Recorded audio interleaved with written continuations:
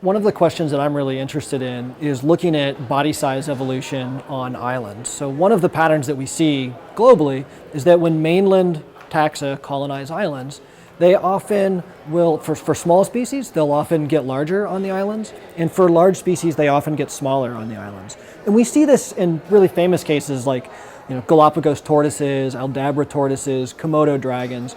And we see the reverse. We see, for example, on the Channel Islands, we see the pygmy mammoth, a large species on the mainland that colonized the islands and got much smaller.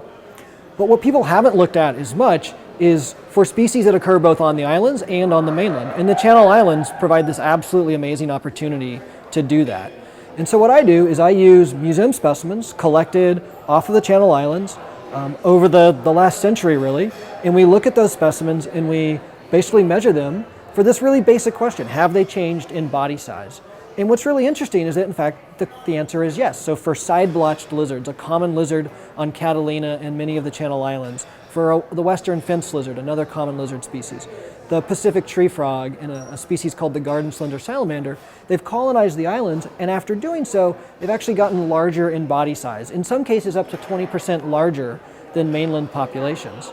And so we're able to see this really interesting phenomenon, which is termed the island rule. But more than that, what we're learning is that even for a place like the Channel Islands, where you have literally hundreds of researchers here on the mainland, across California, really throughout the world, that even this basic natural history knowledge is still not really in the literature. And so we still have a lot to learn about this really incredible biodiversity that's right here off the coast of California.